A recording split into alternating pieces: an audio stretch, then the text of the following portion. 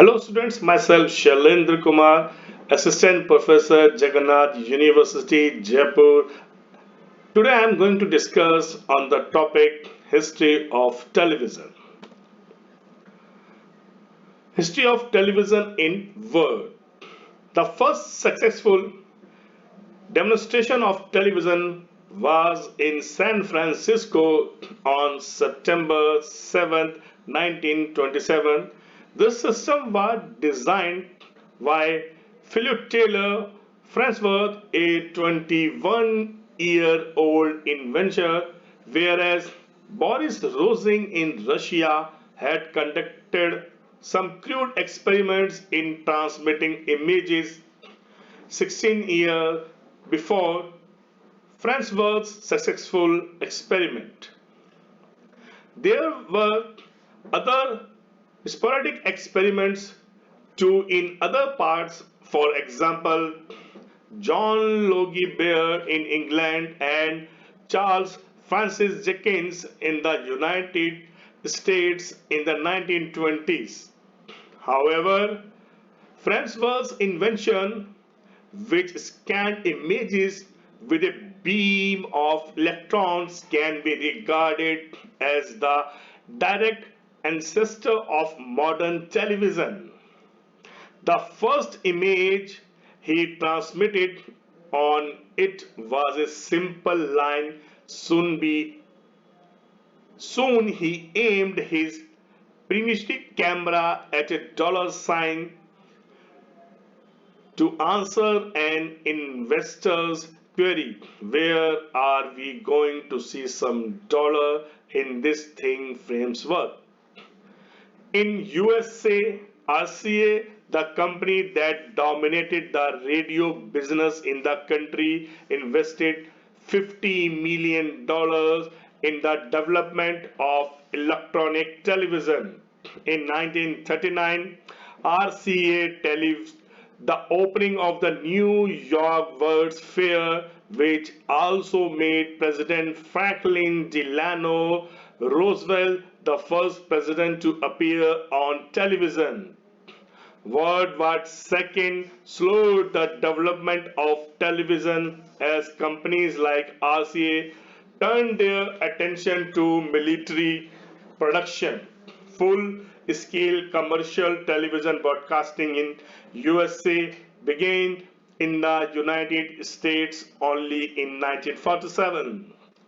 In 1947, the House Committee on Un-American Activities began an investigation of the film industry, and Senator Joseph R. McCarthy claimed that there was a visible communist infiltration in broadcasting too.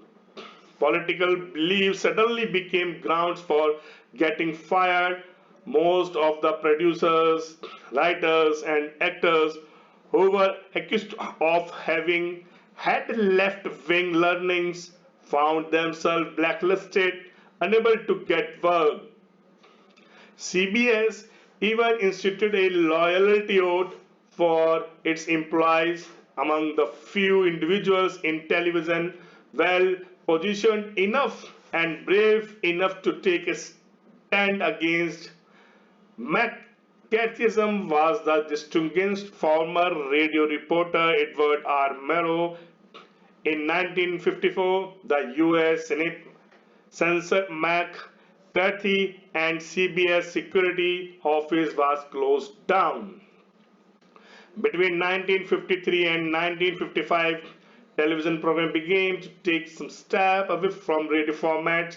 The programming that dominated the major networks in the mid 1950s borrowed heavily from other media thereafter.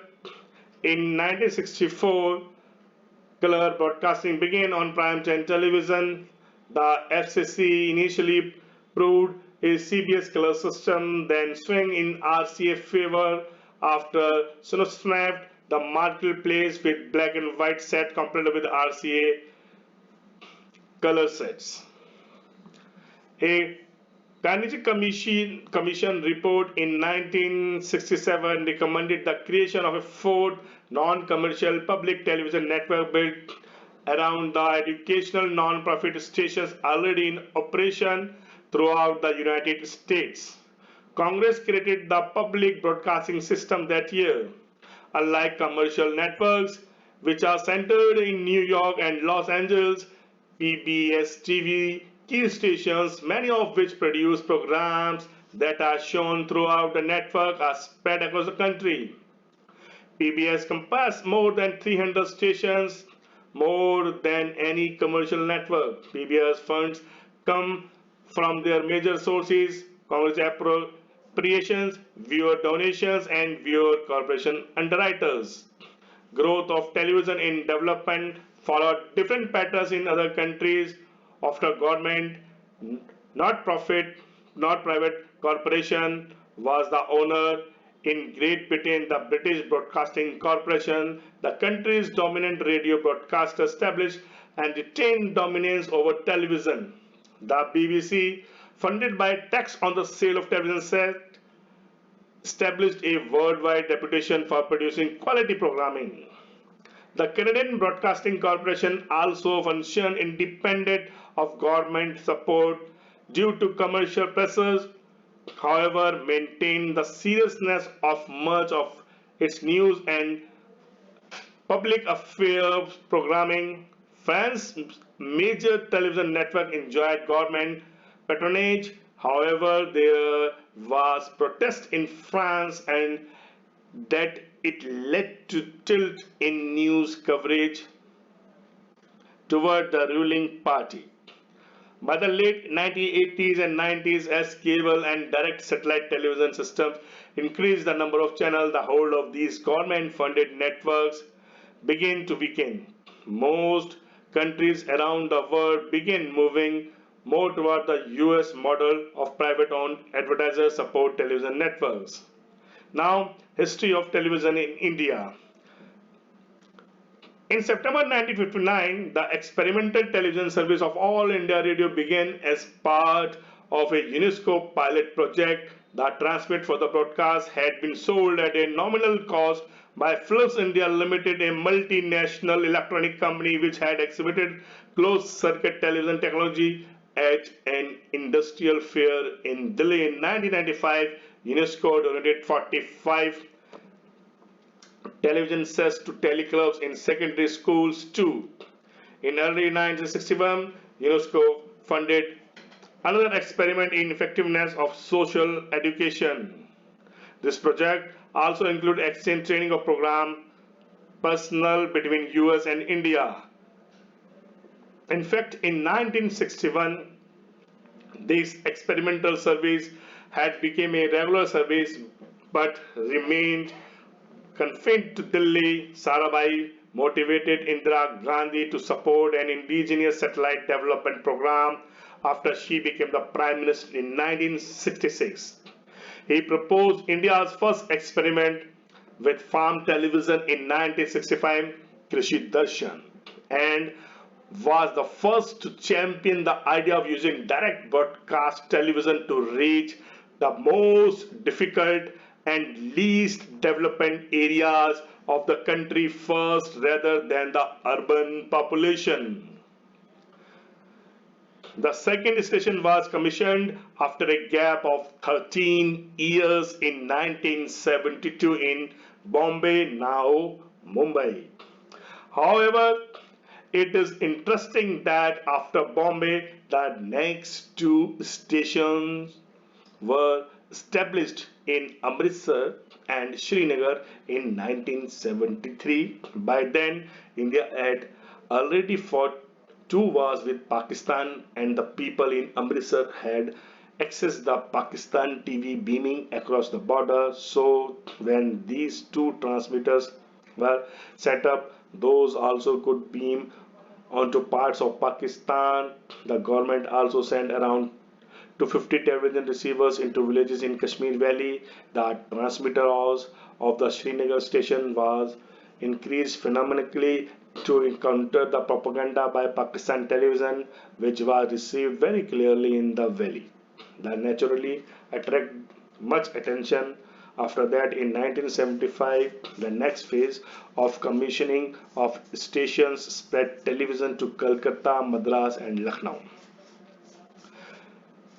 During the internal emergency of 1975-77, a strict regulation was imposed on the functioning of all the forms of media, the state-controlled media being the first and most serious victim.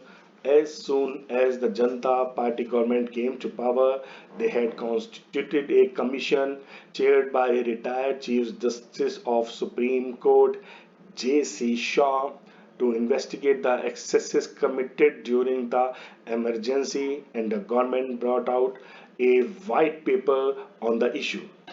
It was submitted in August 1977, and immediately a working group headed by the former newspaper editor B.G. Varghese was constituted to look into the issue of TV autonomy of Doordarshan and All India Radio, both state-controlled media.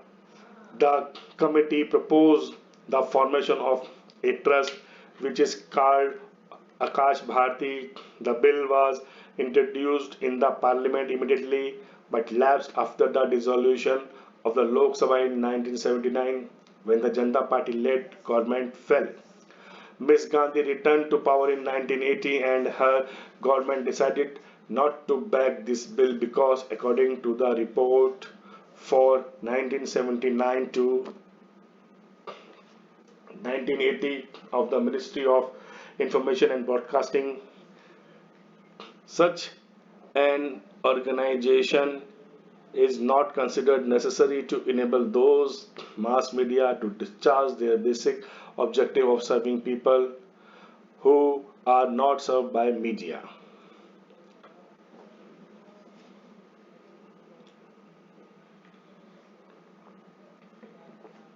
In November, the government constituted an advisory committee headed by G.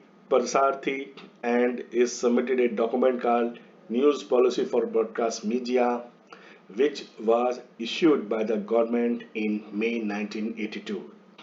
Interestingly, these guidelines instruct the news gathering to make a deliberate effort to explore new ideas of development and nation building news.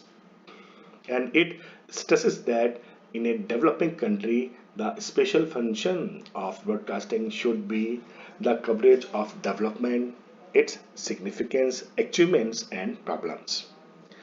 Again, in December 1982, the government appointed a working group on software of DD with the objective of preparing a software plan for DD taking into consideration the main objective of television of assisting in the process of social and economic development in the country and to act as an effective medium for providing information, education and entertainment. During the days of Indira Gandhi, the infrastructure for television communication received a major boost. The major trigger was the phenomenal popular transmission of the 1982 Asian Games, which was hosted by India. S.S. Gill, an officer of the Indian Administrative Service who was involved in creation of stadia, roads and other infrastructure for the Asian Games, was appointed Secretary of Ministry of INB with the express purpose of creating an all India structure of television network within a short span of time. Beginning July 1983, an 18-month project to expand the network was sanctioned by the government with a budget allocation of rupees 680 million. However, it was not designed to increase the diversity of programming available, but rather to increase the reach of programming that originated in Delhi. All the stations in the entire country were required to uplink program broadcast by Delhi Center from 8:30 to 11 p.m. As most of the programs were in Hindi, it created problems as it was seen as an imposition on the other regions by New Delhi. After the assassination of Miss Gandhi on 31st of October 1984, Rajiv Gandhi became the Prime Minister of India, riding on the sympathy vote, while Doordarshan lured the voters with the constant visuals of the masses. At that time, the state controlled media had the traditional regulation for 7 days in continuation in case of demise of head of the state, which was subsequently changed in the late 90s. After Rajiv Gandhi became the prime minister, he called for greater independence for Doordarshan between the years 84-85. Over 120 television transmitters were installed in India.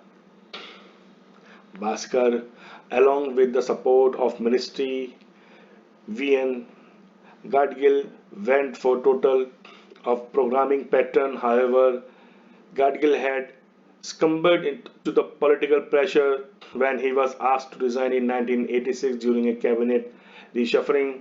In 1987, Bofors arms scandal rocked the nation and Rajiv Gandhi had to face the heat. In fact, his entire duration was full of troubles. The Bhopal gas tragedy happened only 2 months after he became the Prime Minister. His Sri Lanka policy was highly criticized. However, by April 1988, Doordarshan had already begun on AIR documentaries on sensitive issues like Bofors arms, kickback controversy, Gorkhaland aggression, Sati, etc. In October, Ghosh was transferred out from Doordarshan. The ruling party decided to go for a damage control drive with the help of Doordarshan. In April 1989. Mr. K. Tiwari was appointed Minister of State for Information and Broadcasting. After this, use of media as an election strategy became bluntly heavily blended. But not all the states followed the dictates, mainly those ruled by the non-government Congress government. The left front government banned the entity of Doordarshan cameramen into the government functions. The print media too, led by Indian Express, led a campaign against such brazen use of Doordarshan. All these did not really translate into win for ruling party. The Congress got 137 seats and emerged as the single largest party but did not form the government. The VP Singh led a coalition government which was short-lived and conflict-driven from the very beginning. However, Doordarshan was asked to be more objective and stop broadcasting news of the ruling party leaders alone. The first move of the government was to propose the Prasarbhati Bill, aiming at granting autonomy to the electronic media in 1989. It sparked nationwide debate and deliberation, however, despite the repeated assurance by V.P. Singh and Minister of Information Broadcasting P. Upendra. By July 1990, it became clear that the bill will not be enacted. Slowly, the initial euphoria of change died down and Doordarshan went back to its role as propagandist. This is this in fact echoes the sentiment of Rajiv Gandhi when he was asked in the press club of America in 1985 about his plans of giving autonomy to the Ministry of Information and Broadcasting. He answered, at the moment, none. He feels India is not ready for it yet. The glorious monopoly of Doordarshan came to an And when Star TV, based in Hong Kong, started,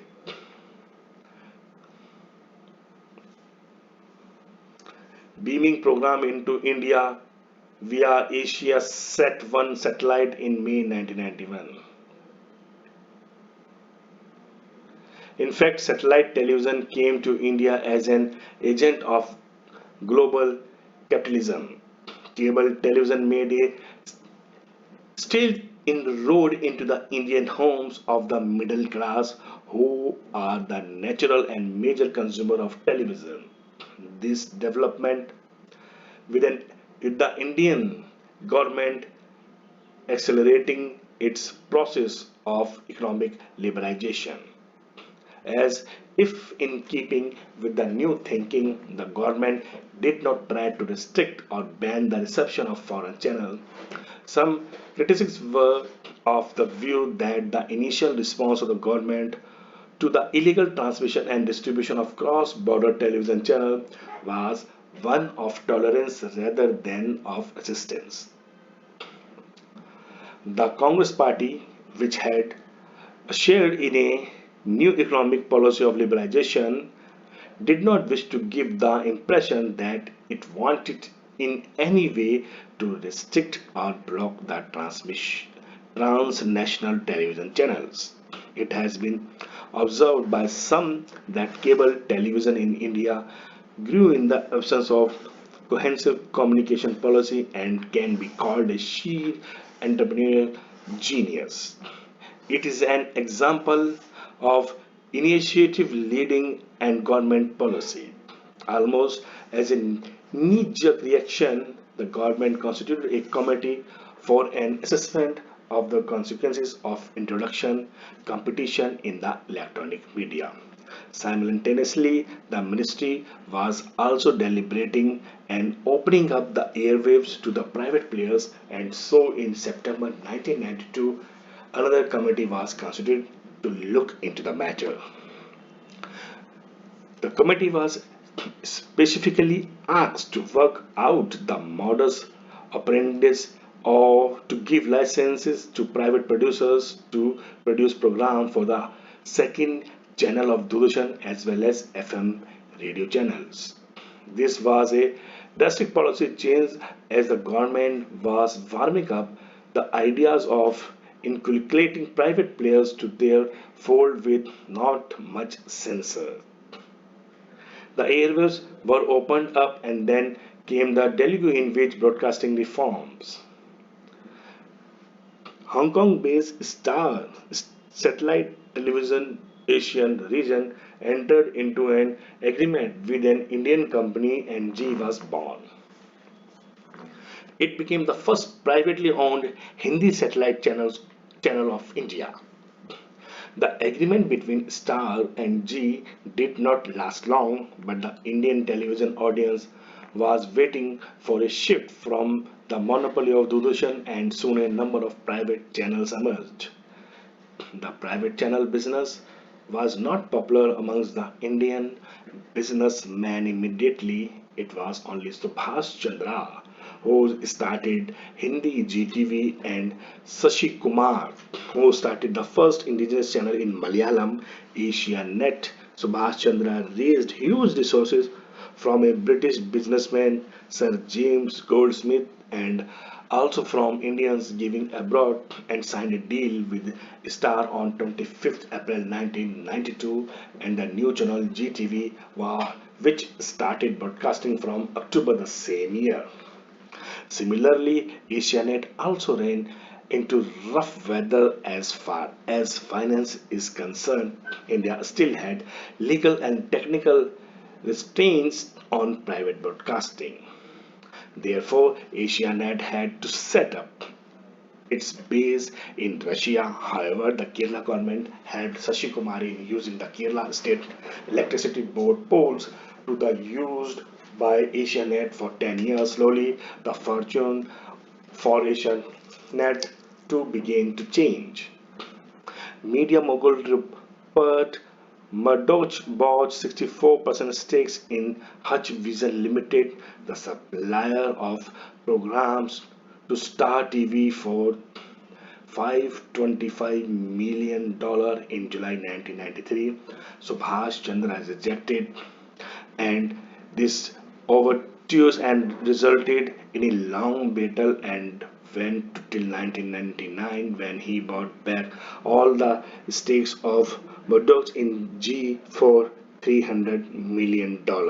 Star TV became popular primarily due to two reasons: the Gulf War live coverage of CNN, and because it became possible to directly download the signal as satellite dishes grew in numbers.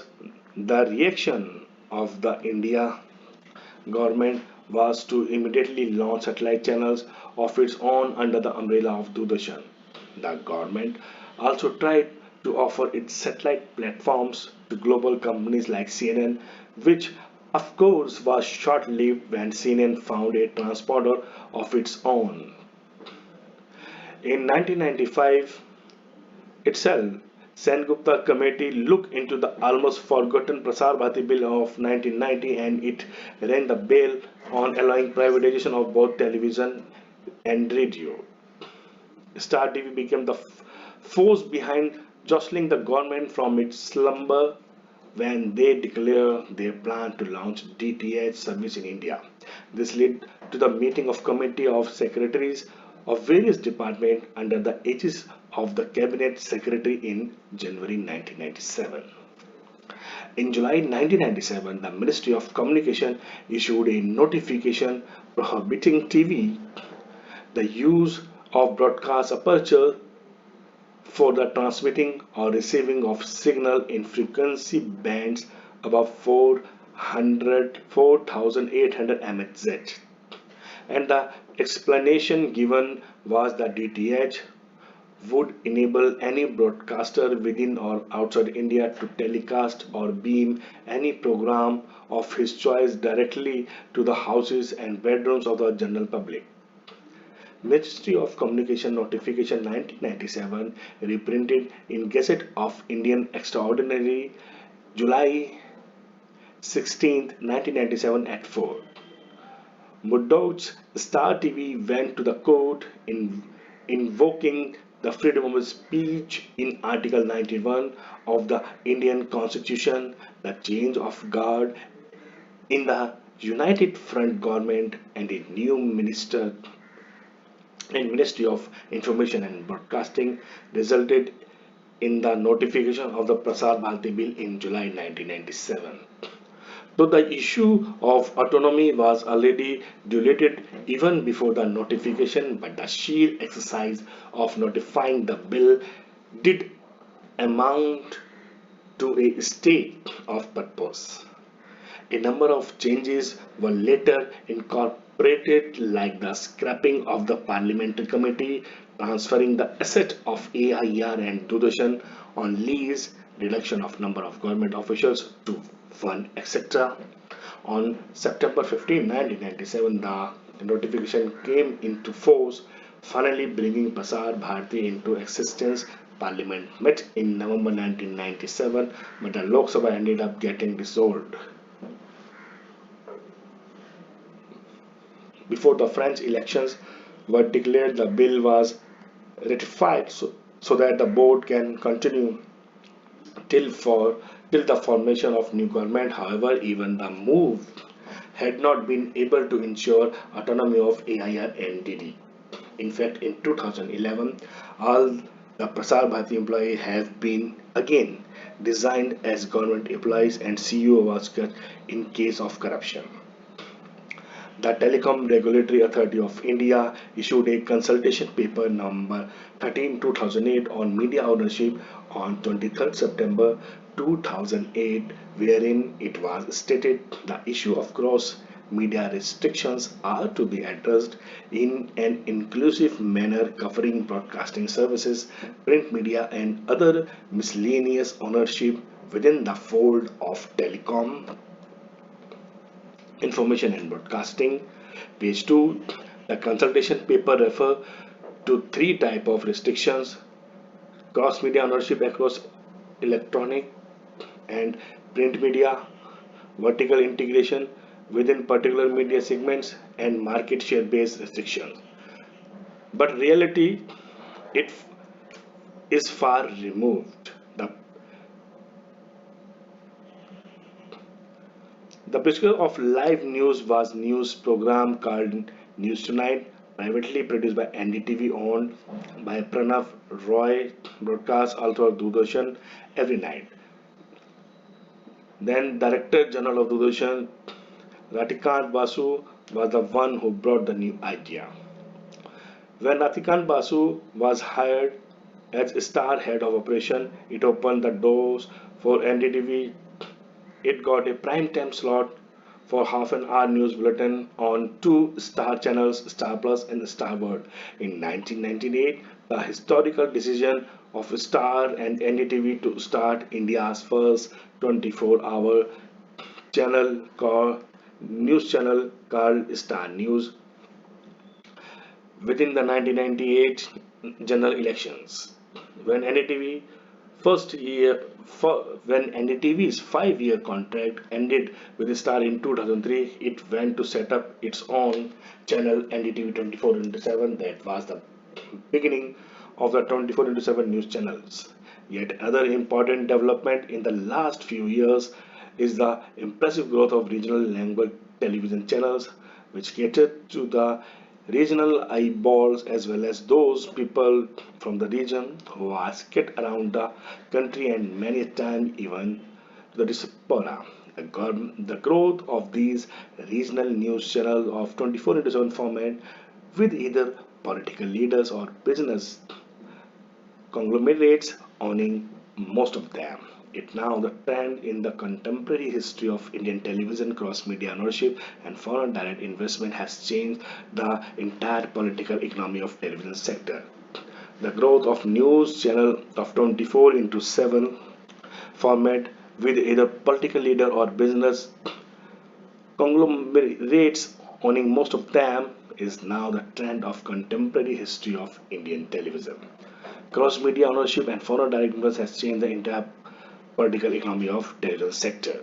The future is full of anticipation and apprehension as we need to remember that this entire growth story has been charted in the background of media policy vacuum. Now, satellite instructional television experiment. Satellite instant television experiment is one of the pioneer experiments in Indian television scenario where television is used for social causes. The experiment became a tool for mass education through various programs exclusively for the project.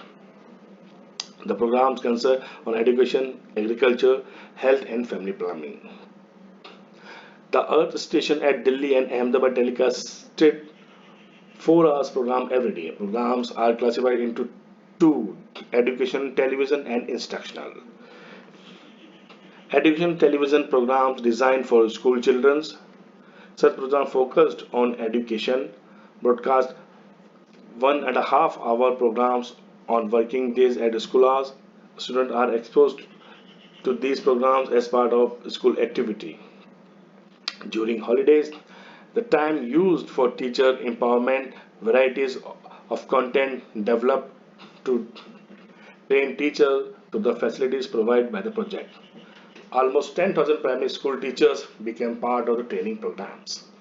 Adults are exposed to instructional television. Majority of adults were illiterate. The village folk assembled around television sets in evening. The project broadcast 2.5 hours programs in every evening. It was a prime time channel to the adult stakeholders. Program focused health, hygiene, family planning, nutrition, improved agriculture practices, and events of national importance. The experiment practiced in 2,400 villages spread over 6 selected regions in Orissa, Madhya Pradesh, Bihar, Rajasthan, Andhra Pradesh, and Karnataka. Besides the villages, certain towns also got the programs through earth transmitters ETV and ITV, used local language like Hindi, Uriya, Telugu, and Kannada.